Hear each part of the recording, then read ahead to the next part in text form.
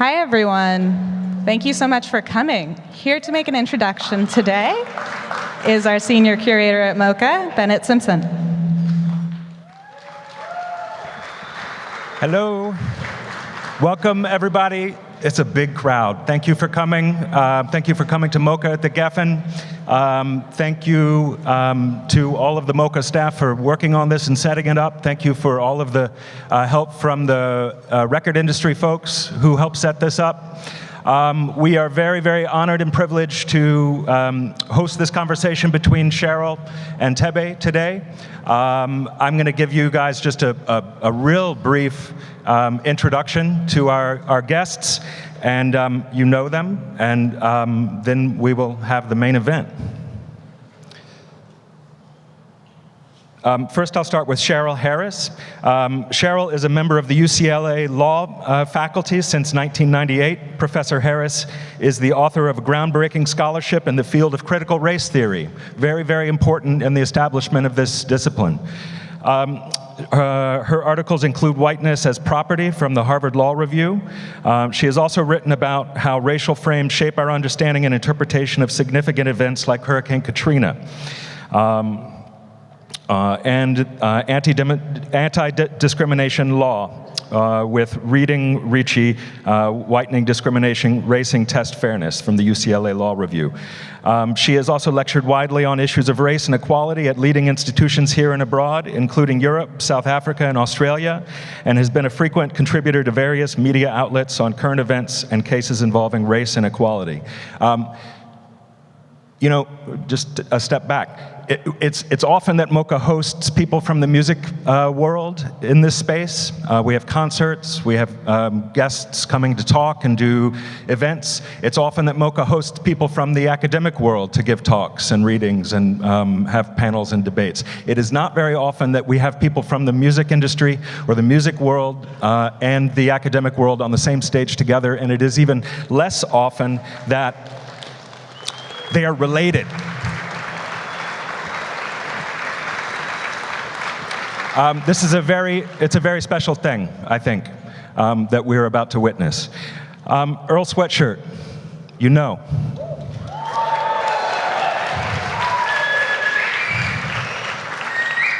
Feet of Clay, you might have heard,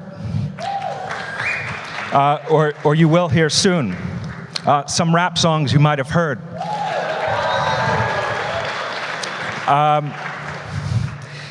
One of the great rappers here in LA, one of the great rappers in this country, one of the great rappers in this world. Not even the word rapper doesn't work. Artist works.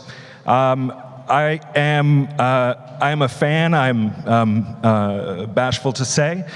We are all fans, and let me just welcome them both to the stage today.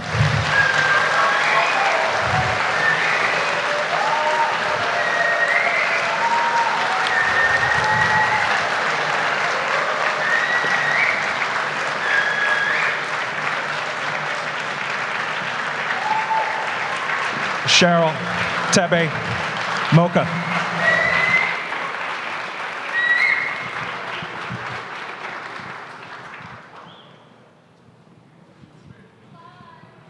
All right, this is crazy as hell. I'm gonna just be the first one to just say it.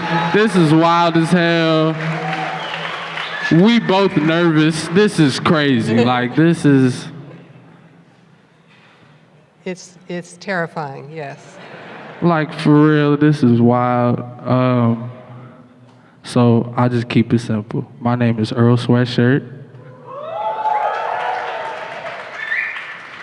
And recently I dropped an album called Feet of Clay, right? The whole thing on the thing. And it was a whole bunch of stuff that I attached to it surrounding, like, late stage capitalism, the end of the world, or times as we know it, you know what I'm saying? That I found out after I researched it. But the person that gave me the phrase was my mother. And she said it in the context of vulnerability. Because I was sitting there, I guess, complimenting her on being Professor Cheryl Harris. And what came out was feet of clay. You know what I mean? I said, you know, Mama, I'm like, yeah, you the one, all of that. Whiteness is property, everything. And he said, feet of clay. You know what I'm saying? So, I don't know where to go from there. I'm just saying, it seemed like it. So that was a conversation at the kitchen table where a lot of them happened. And he reminded me because I didn't remember, but it was something along the lines of, you know, your work, you're really regarded highly and all of that. And I was saying to him that one of the things that I try to keep in mind is that people that are elevated or given positions or admired or put on pedestals, that we have to remember that we all have feet of clay, that there all is something, some weakness, some struggle, something that we have to push against in order to realize who we are. And a lot of times I think, you know, as he just mentioned, the times that we're in, we are desperate to hold on to or to find something that can lead us forward. And I think what we have to remember is not that we shouldn't admire people that accomplish things that we respect, but that ultimately our fight is ours. It has to rest with us. It has to be from us, because inevitably we all have feet of clay. We do.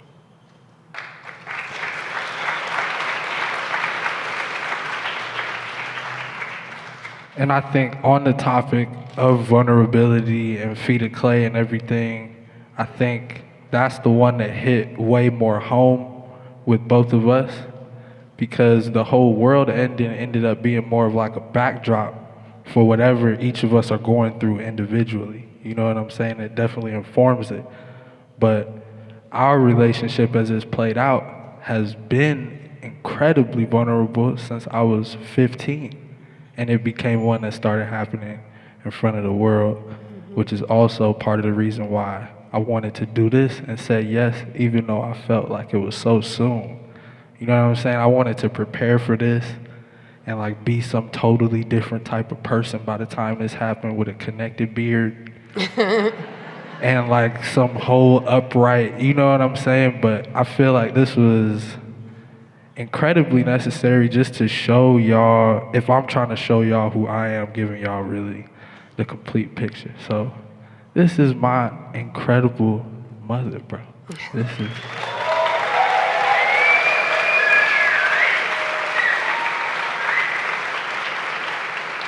And I feel like I had to just come proclaim it publicly.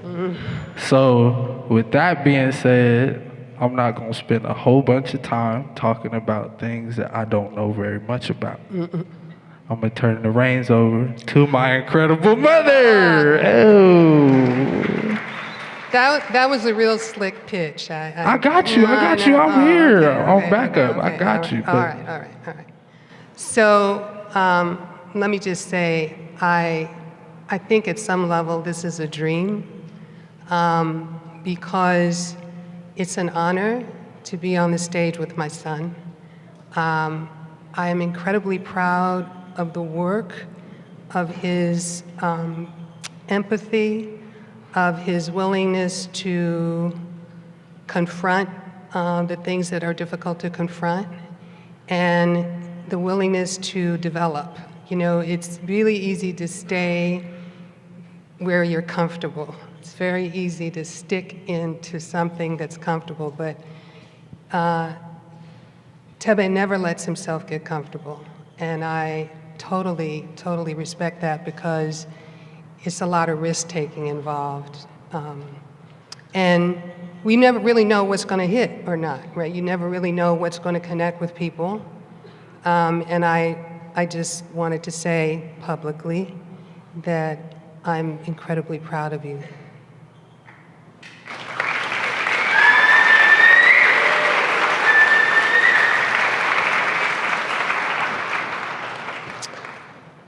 He talked about, you know, the birth of Earl, on the internet. And, there's a lot of conversation about the internet these days, and there well should be, because it's kind of an interesting thing when the tool takes over the user. It's like it was a tool, but it's become its own thing, its own space, its own universe. And it isn't always the case that we are in control. It's controlling and setting the terms upon which we interact with and understand each other. And so part of one of the reasons that I agreed to do this, even though I told him this is absolutely terrifying. I mean, I talk a lot, okay? I talk for a living in front of students, in front of people, but this is very different, and I'm completely terrified by it, but it's okay. That's all right. It's all right. The thing that struck me is that part of the reason that I agreed to do this with him is not just to be able to acknowledge him as the artist that I believe him to be, but also because it was an opportunity to give some context to a relationship that had been, kind of seen through different ways, different eyes, and, in different times. And one of the things that I think is important for all of us is to allow ourselves and things to evolve, right? And so one of the things that this has done is it's opened up an opportunity for us to talk about how we talk and what it is that we are getting from each other and what kind of family support means in the context of a situation like that when you're growing up in the eyes of the world, and the eyes of the world are sort of on you. How do you hang on to who you are? How do you become the man, right? How do you go from being a boy to man? So that was one of the reasons that I agreed to do it. And as we were talking about the internet and this tool that is controlling the users, I've been thinking about and reading a lot about the way that the architecture of some of the systems that we work in are built, and one of them is, of course, the internet is built around algorithms that attach words to images to ideas. And what we know now a lot about algorithms is that they reflect the people that build them, which is us, right?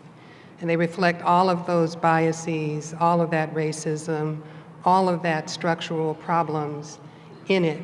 And so it's important I think for us to keep it in mind that it has not only the capacity for obviously great interconnection with people, but to understand why it is always falling short and why it will continue to fall short until we fundamentally transform the systems upon which it is built.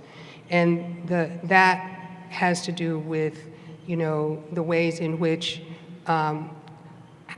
the built environment, both the physical environment and the built environment of ideas, is reflective of the kinds of ways in which, going back to the times of slavery, systems of knowledge, finance, politics, and everything have been built. So that was some of what we were thinking about and talking about, because of course when you started, the internet was a thing, but it wasn't even like it is now, right? I mean, yeah, the internet seems to be a much more, the echo comes back like really quickly now. Mm-hmm. And I feel like one thing that might be frustrating to everyone that's like my age right now is like how your computer will like assess you like very quickly. Like all of y'all smartphones, computers have a read on y'all personality right now. Things you like to say, which song you gonna play at like 11. You know what I'm saying? Like, so yeah, it's much more vicious. It's faster. It's faster, Yeah. and a lot of things that constitute a complete human experience get lost on the internet with the rapid, you know what I mean? Of course, you've become the master of the 2 minutes. But that's what you mean? Of like, of bars? You just switched from the internet to bars. Talking about the bars. But yeah, that's part of the reason why, actually, though. As people, I started to care less about the third verse as people's attention span started to get shorter and shorter, mine included. Well, I know we had a debate about that when you first told me that, you had these like 2.5-minute songs. Oh, for some rap songs? Yeah, for some rap songs. And I was like, I don't know, man. Is that going to actually give people enough? And then the more you talked to me and explained it, well, first of all, I had to stand down, right, because it's his project. But the second thing was that I remembered back when I was young, way back, the songs we listened to, the Motown songs, were all 2.5 minutes, less than 3 minutes, right? And the way we learned them was we just put them on repeat, right? And that really helped me understand that there was a connection, right? And that there was, even though something was driving, it was different, which is the times are different, that the understanding is that, first of all, if the music is good, it doesn't matter how long it is. And secondly, we actually do want and crave repetition sometimes. That's like what we want. Yeah. The concept of the loop. Keep coming back.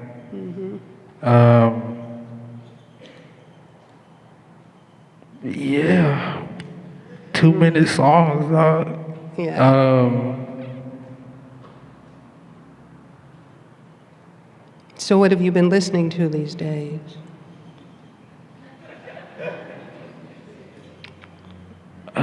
What have I been listening to? I've been listening to a whole lot of Billy Woods. I showed you that guy. Yeah, he's great. Yeah. I've been listening to... What have I been listening to? I've been listening to the song that we made the other day. That is what I've been listening to. I've been making a lot of music. You've been listening to your own? Yeah, I've been listening to my own music. Well, that's a good thing. That's a good thing. Yeah, what you been listening to? I've been listening to a lot of classics. I've kind of gone back into my classic mode, so a lot of Nina. I don't know what Nina's been on my mind. And actually, for today, when we were thinking about it, and I was asking you, like, what do you remember when you were little listening to? Do you remember what you told me? No. Huh? Yeah, horns. He said horns. And I was thinking about one of the things that we did a lot when you were young is we listened to a lot of African jazz. And so, horns, yeah. So I've been listening to a little bit of that. Yeah. So what else is new? What's new? They know what's new with me. What's new with you? I told you you gotta plug your mixtape. Mixtape. You want me to lob it to you? Yeah. All right. Let me craft this up real quick. Uh-oh. I'm gonna deal with you. Uh-oh. Trying to figure out how we get to specifically what I want you to talk about. Oh, you have an objective. I do have an objective. Ah, okay. All right. So there's no such thing as anything that exists without content. Context. Sorry. We can agree on this, correct? So a conversation I had over the summer, we were kind of discussing that. We were discussing our own experiences as people and the context that informed it. So we said, and it was a conversation that started at cryptocurrency, that in 3 smooth jumps had us all speaking about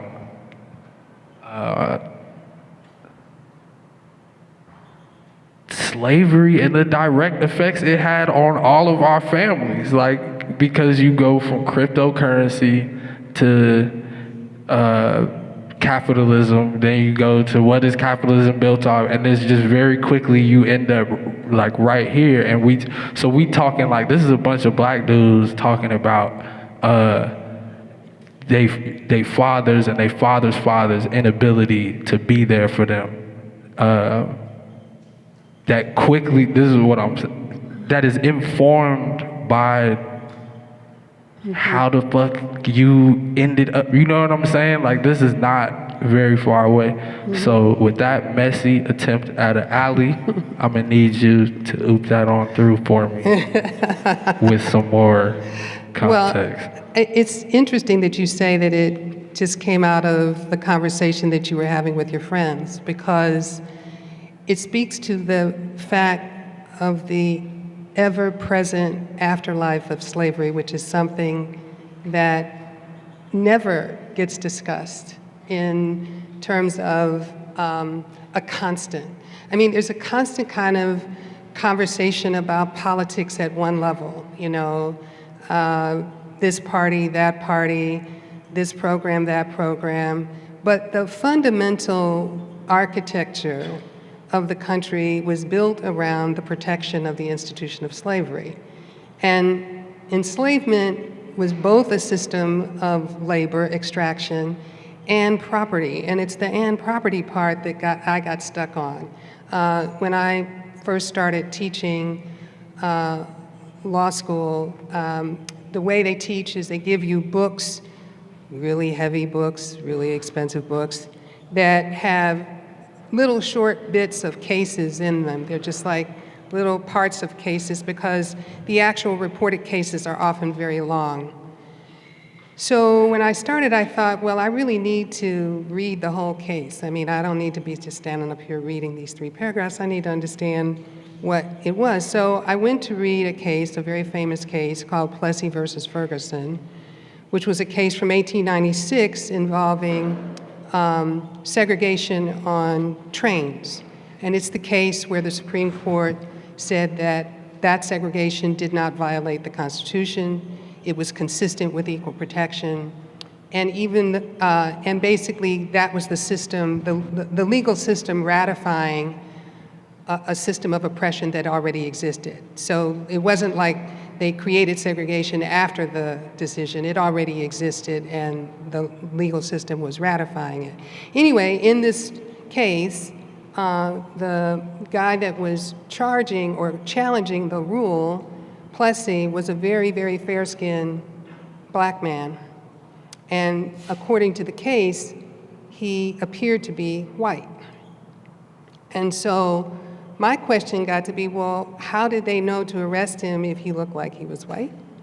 And then that kept taking me down several layers into the case and learning that it was a case that was arranged between the plaintiffs and the railroads, because the railroads were frustrated by the fact that there were different rules about who was white and who was black in different states. So in some states, it could be if you were 51% white, you were white. In some states, if you were a quarter black, you could be considered white. It just ranged from state to state, and it wasn't that the railroads didn't want to have segregation, because they wanted to please their customers, and their customers that they were concerned about were white, and whites wanted the system segregated. But they wanted to be able to do it on their own terms. They didn't want to have to wrestle with this state's rules versus that state's rules. So the upshot was, as I kept scratching and digging and reading the whole case, it turned out one of the arguments that Plessy's lawyers made was that because he looked like he was white, he enjoyed the reputation of being white, and that when the train conductor put him on the car reserved for blacks, it deprived him of his interest in being regarded as white, and that interest was property.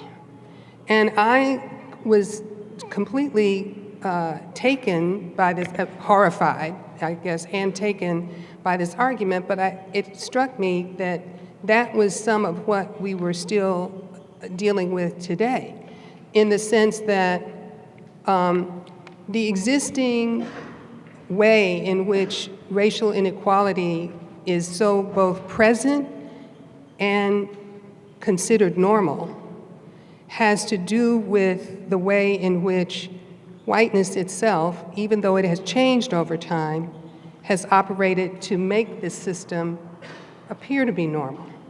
And any disruption, any pushback against that is seen as problematic, because that's what's putting race in the picture. When you're pushing back, that's being racist, because you're focusing on race. The neutrality of the system is actually a mask for its whiteness. And so I started tracing back to the dispossession of Native people, the enslavement of Black people, the way in which property itself was defined as a right to exclude.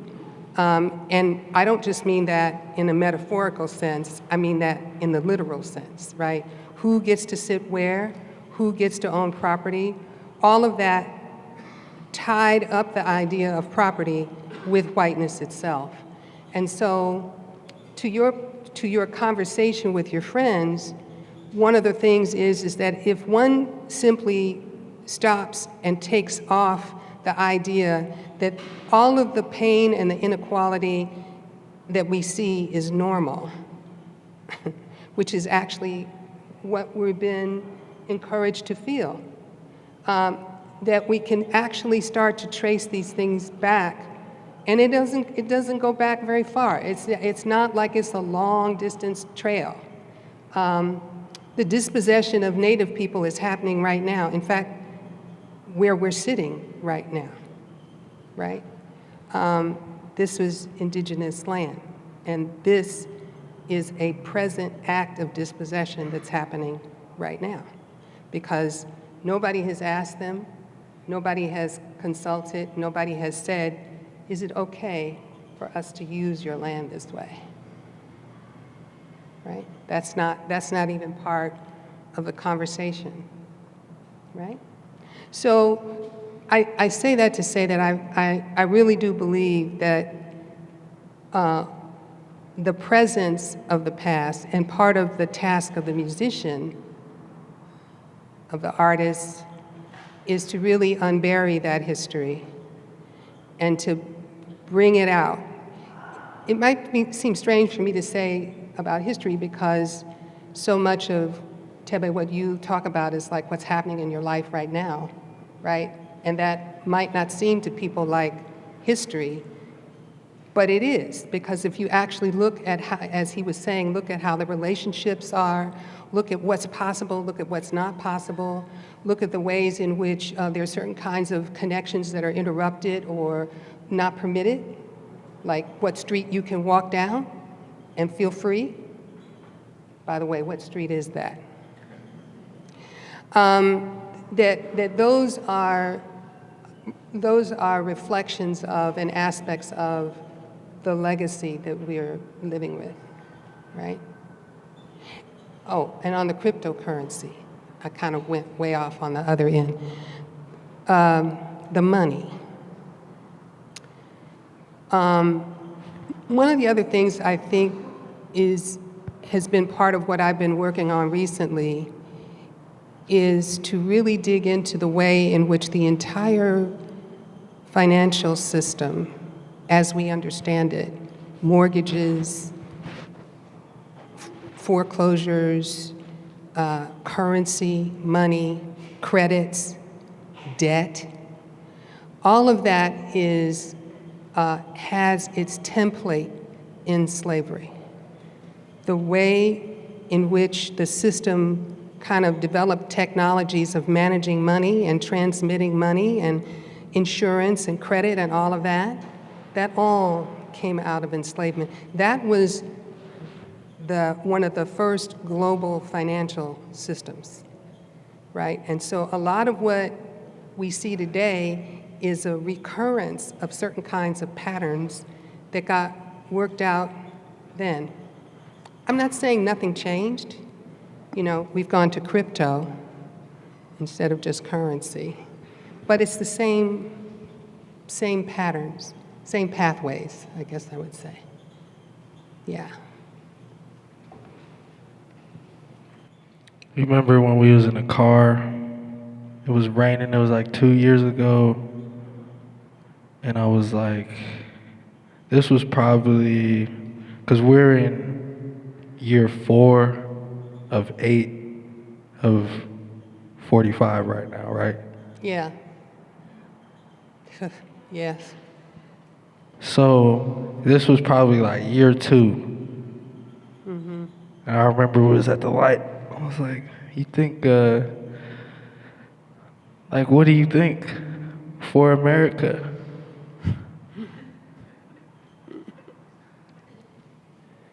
Not what do you think for America, but it was like, is this it? Is this ship savable? Yeah. What did I tell you? I don't remember. I told you no. Yeah. Not the most easy answer to give your son, but I think it's the truth. I don't think as constructed, this can't last.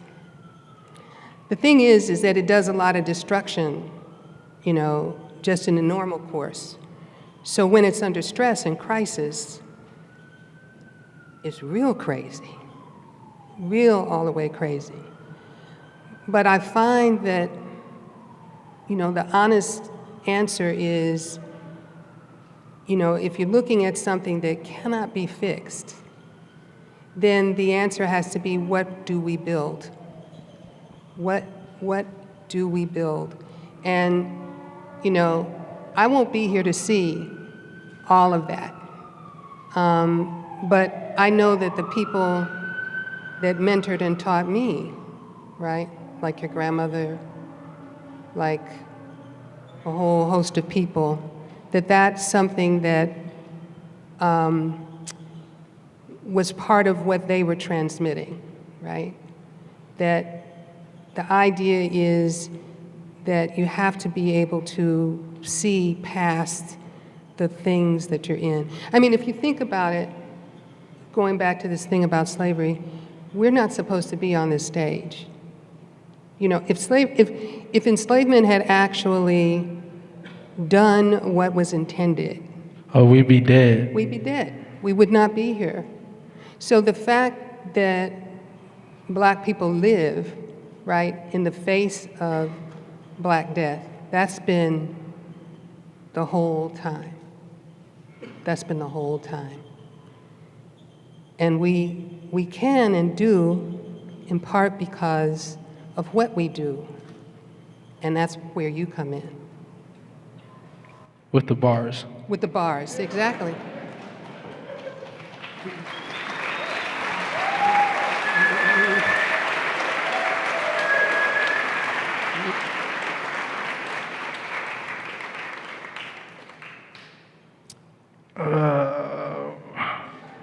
So One thing that I had to overcome that I felt like was very topical for all of us at a certain age was apathy in the face of everything that my mother just said. Being very apathetic once I pulled back, once the cognitive dissonance was shattered. Once I started looking at things as they are, I got very depressed. I think it happens. I think it's very normal for everyone. But I think if the world is a dumpster fire, like you're gonna feel really bad if you're not taking you a bucket of water and throwing it on something whenever you can. You know what I'm saying? So that's just for anyone who's figuring out their apathy, their lethargy, their frustration, depression, whatever. yeah, because apathy is one of the great tools of the ruling class. For real. In fact, you know, so one of my favorite poets, Jane Cortez, yes, hard. Jane, and you know, she actually performed with her son. Did you know that? Hard. Yeah. Jane Cortez has she's an amazing poet, but she has a poem called There It Is. And one of the refrains is, the ruling class will tell you that there is no ruling class. And one of the reasons that I was sort of reacting to your apathy was not because I haven't felt it myself, and not because I haven't been depressed myself, and not because I wasn't at, one time 22 and feeling like the world was just too much, but because of, what I read her to be saying is that apathy is really the tool of domination. It's one of the ways in which it keeps things down. And apathy is really just a defense mechanism. It's just, and it's natural. It's a defense mechanism against the assault, right, of too much. I'd rather do nothing. Yeah, I'd rather do nothing than, yeah. But then you got to do something. Then you have to do something. Yeah, right. Well, you got to breathe. Right. Yeah. Got to breathe. That's what somebody told me today when I was telling them how nervous I was. Breathe. Okay. So,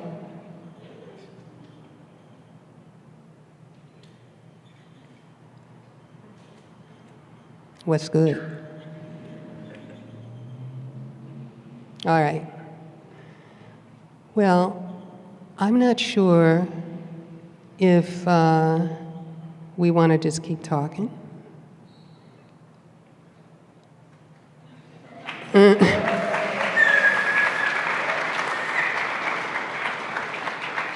got more fun facts? Fun facts? Fun facts. I don't know if I got fun facts.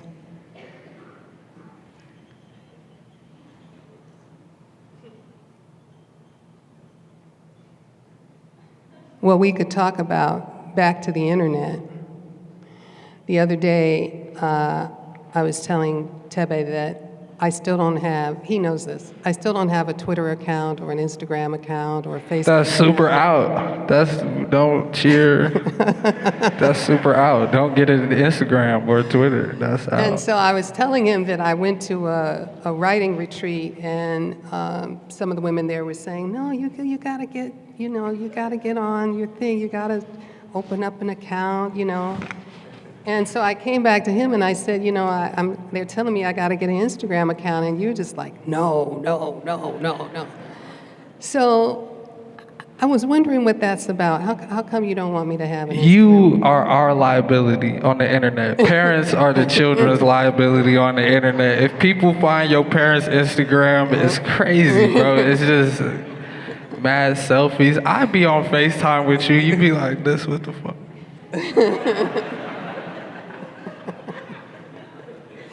Well, okay. Get a gram, live your best life. I'm grown. Get a gram, bro. Go ahead. Okay. So, but if we were to entertain this, what should my Instagram name be? I came with like 3 10 out of 10s the other day. What was it? Oh. Come on. Nah, I said it some crazy. The first one was the real Professor Cheryl Harris. That's so boring. That's hard. They know boring. that's hard. They know that the real Professor Cheryl, that's hard. That's boring. All right. I know what I said, but no, you said something else. Oh, okay. Yeah. The real Earl's mom? What are you saying? That's hard. What else? Nah, it was I really did like a civil rights flip. It was hard. What is it? I don't remember. I just remember the one I came up with. Because you were saying all these boring ones, and I was looking and the real Earl's mom, or Earl's real mom, or Hard. Yeah, Earl's real mom. The other one was, oh, I know what, because I'm from Chicago, I said Chicago Red. That was one. Chicago Red. Let's go, Chicago Red. Two D's. Oh, it could be Professor Chicago Red. What do you think? They said, ooh. They was like, oh, that's it. He's frowning. He don't like it. No, he don't. No, like it's too much, right? Too much. That's why they got excited. All right. Well, who knows? Maybe there'll be an Instagram to come or a Twitter. See, I have to stay up on Black Twitter. It's hard. Otherwise, I have to just Google stuff and, you know. Part of the reason that I never did it, though, was because I was afraid. Well, actually, partly it has to do with him on the internet. It was like he took up all the space. I was like, oh. The internet is set up. The internet was nasty and young when I first utilized the internet to do whatever. The internet, as it's set up right now, you will go crazy on the internet. If you go on live. Yeah. Well, see, that's the Do you know reason about the live feature? I heard about it, yeah. You're gonna go crazy. Well, one of the reasons I haven't done it is because I'm afraid I'll fall in. I know you are. That's what I'm saying. It's Like you. You know, I'll have it, you know, always here. And You should do always it. open. I think it's time. It's time? Okay. All right. So maybe an Instagram, maybe Twitter to come. We'll see.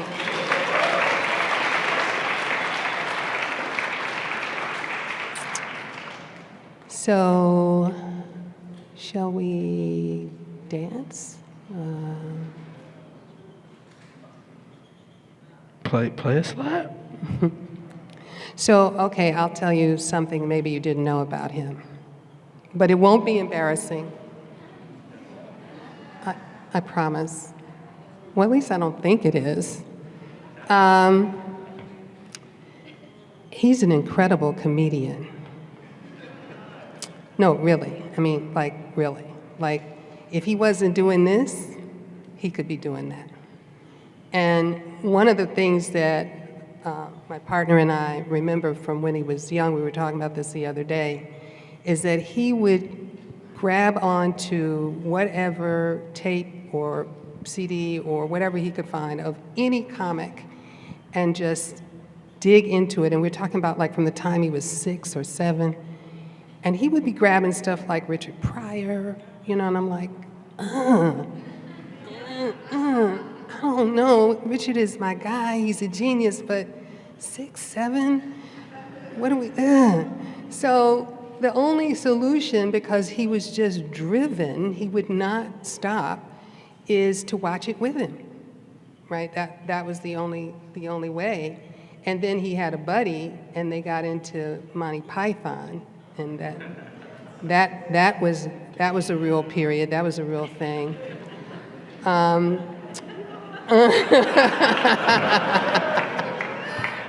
You knew it had to happen, right? I forgot about that era. But I say all that to say that maybe one day Earl will do an album of comedy. What are you out here spilling beans, man? Just plug your mixtape. Plug my mixtape. Plug the tape. All right. So I think I'm good. We did it. It's done. It's over.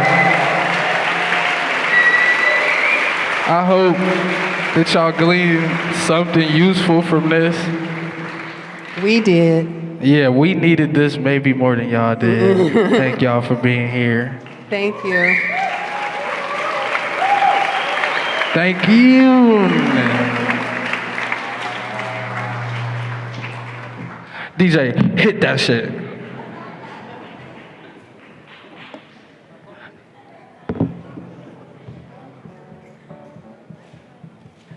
Okay.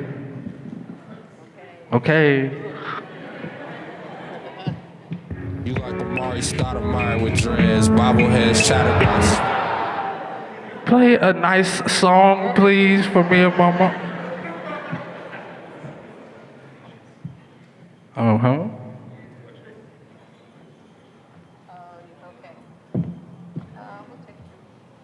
We taking 2 questions. No. Oh, damn!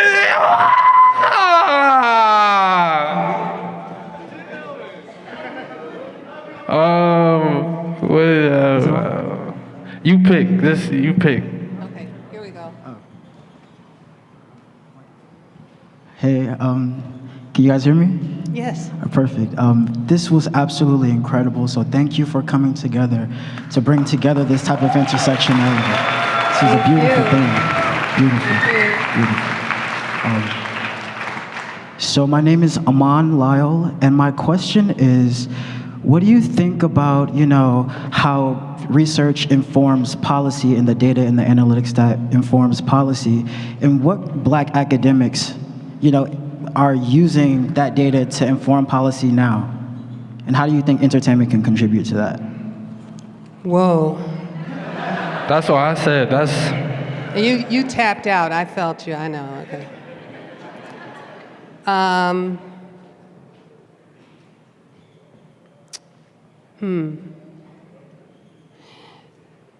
There are a lot of great Black minds out here working at every level. I try not to think about it as a separation between the silos that we call disciplines. I was trained in one. I bear the marks of that training. I'm not trying to disown that, but I am trying to say that if we think about some of the really powerful thinkers in our history, a lot of them drew on many different sources to try to describe the world as they saw it, and also to try to describe the world they wanted to see, right? And I don't think anybody can, given the situation that we're in, as Thebe said, the sort of stage that we're in, can afford to leave anything aside. In terms of the relationship to policy, the road from ideas to policy is the road of ordinary politics, and that, as we can see, is a road that is completely shaped by money and the ability of the ruling class to contain that conversation. That doesn't mean that we can't push for it, but I guess what I'm saying is what we really are charged with is revolution. And I was gonna say, do your push-ups, bro. Like really, in lieu of policy, bro, do pull-ups, bro, for real. So that means that we have to have both the long view and the immediate one. But I don't know if that is an answer to your question, but the person that popped into my mind when you started talking was W.B. Du Bois, who used it all. His, father of sociology, history, novelist, would keep going. Yeah. Whew.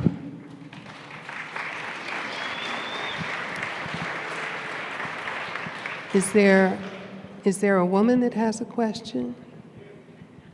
Is there a woman that has a question?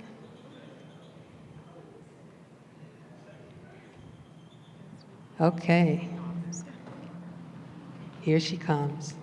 Hi. Hi. So my question was to Thebe. You spoke a lot about the apathy that you experienced at a certain point, and I'm wondering how the music that you're making now and the genre that you and your peers are kind of in right now works as a method of decolonization in the music world.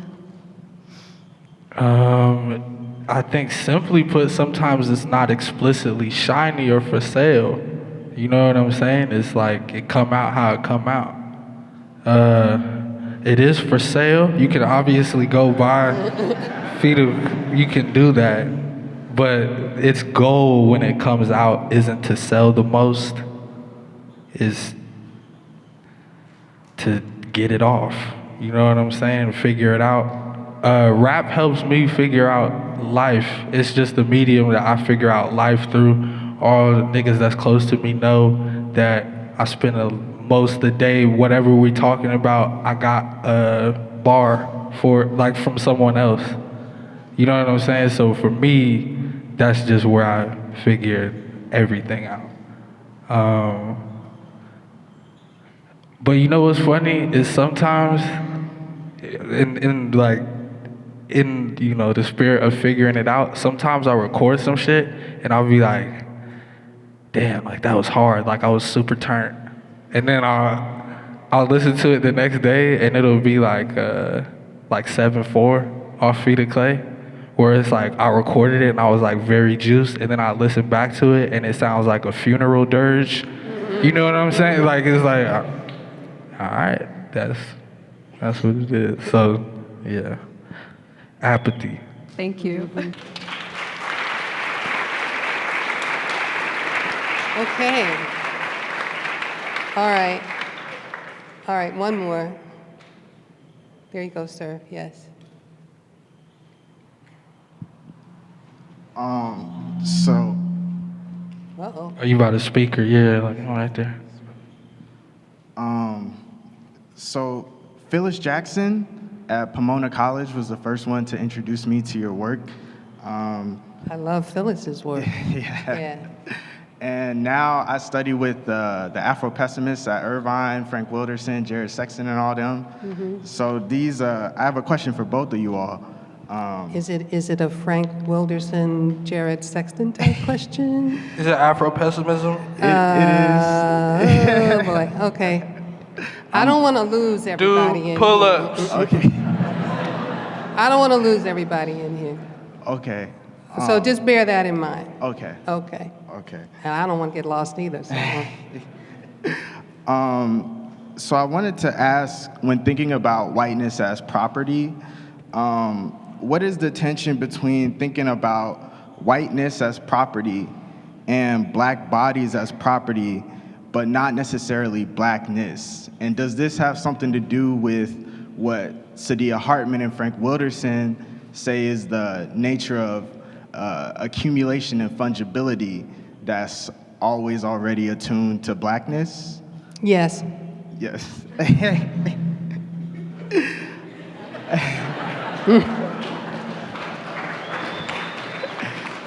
And for Earl, I want to ask, how much do you care for your work to be understood? Because I do research into black radical music aesthetics under the rubric of Afro-pessimism. And one thing I see from artists like you and others is this sense of the black collective unconscious, realizing that because blackness is always already illegible, then there's less of a struggle to try to be legible, to try to have these long, drawn-out songs and verses that are super descriptive and try to fit into the narrative form. So does that resonate with you? Rap music is slave music. Number one, is just the modern day iteration of it. So slave communication, you know, had to be encrypted. You got a code. You know what I'm saying? So, and then, really, if I understand it, then it's like teaching. If I understand the subject, even if you don't know it off the bat, I could teach it to you because I can paint this picture very clearly. If I know what I'm saying, you know what I'm saying? Like all the way, writing is a very meticulous process for me of cracking my own code, how it come out garbled and it take me a minute, so. Thank you.